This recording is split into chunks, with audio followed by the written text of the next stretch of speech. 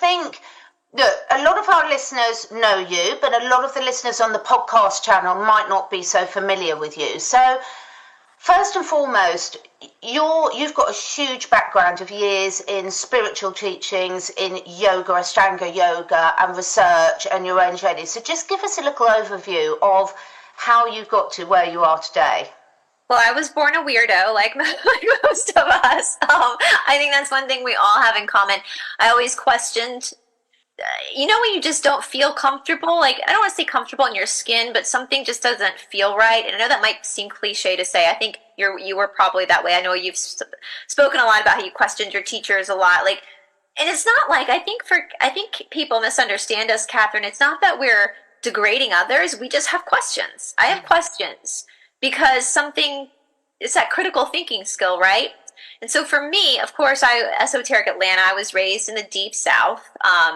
The Deep South is a truly fabulous, eccentric place to grow up, especially in these smaller, the Deep South, not the Georgia, Alabama, Mississippi, Louisiana, Northern Florida, South Carolina. That's considered the Deep South. And our history here, the history that they tell us, with the settlers, we have a combination of different faiths and cultures. So English culture, Protestantism, French culture, Native American, huge Native American culture, and obviously Black voodoo culture have all kind of snowballed together to create this one culture here in the South.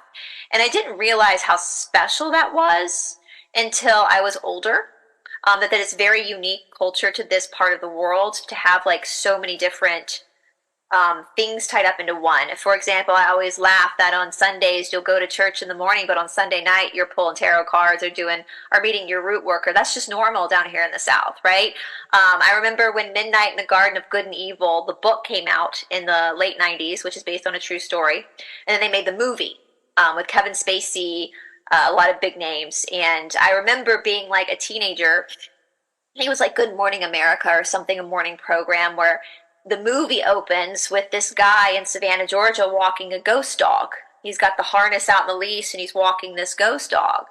And they're talking about this scene because it's all based on a true story. And they're just cracking up that this is real, that this guy would walk this ghost dog. And I remember having this like epiphany at 16. And I was thinking, that's weird. Like, you guys don't walk your ghost dogs where you live? Like, that these like cultural, and that's just common in the South, right? That people paint the top of their porches outside hate blue because that keeps demons away, right? That's normal. My sister got pregnant with her first child. She walked into my mother's house. My mother rips a piece of her hair out, pulls a ring off her finger, ties it, and makes a pendulum to see what the sex of the baby was. This is just very normal down here in the South. And so we also obviously have a lot of ghost stories down here. A lot of locations are very haunted, but in the South, I think because it is so humid, in my opinion, the beyond the veil, it kind of breathes. And so the electricity and the energy that's in the air allows these ghost stories to play out in have a bigger impact on people. It's very much a part of our culture down here. My mother taught me my first ghost story when I was like 4 of the Gray Man of South Carolina. I was terrified. And the Gray Man of South Carolina walks the islands and warns people of a hurricane. And so he's a good ghost, but it's like Casper the Friendly Ghost, so this was just very much, we have the werewolf of Georgia, we have vampires down here. Think of New Orleans.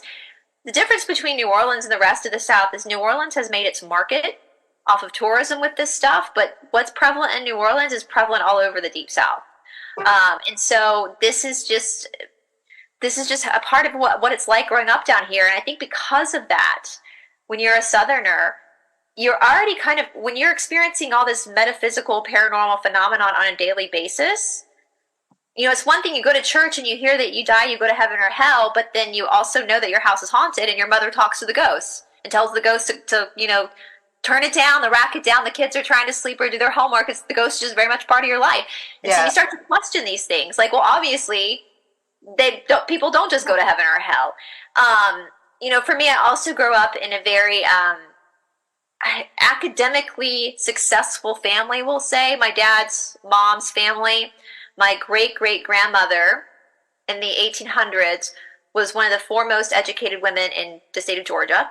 And so she actually educated men and in schools, and that kind of got passed down. My grandmother, my dad's mom, went to, she had her master's degree, which was very, very strange at that time for a woman to go that far in academics.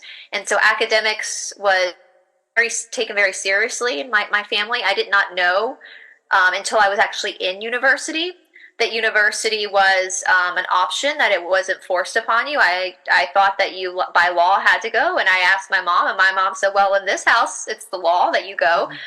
And so I had a family that was very academically, my mom's family, they're all doctors, my dad's a veterinarian, my dad's family and my dad's mom's family, they were all judges and lawyers.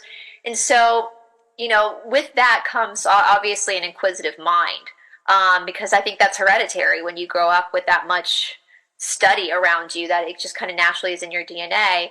But with that being said, I grew up in a private school. I know in England they're called public schools, but in the United States, public schools are our free schools, but the private schools are the ones that your parents pay for. But I actually do believe in that respect, my school was very academically abusive. Like, there was a lot of stuff they did that maybe wasn't healthy for us at that age, but there was some other stuff that went on at school too. So I think I had a lot of trauma. I was around a lot of narcissism growing up. And so I started to question things. And after school, I moved out to Los Angeles, and I really started. I've always believed in God. I've always had a belief. That might trigger people by me saying God, but you guys know what I'm saying. Like a higher consciousness. There's a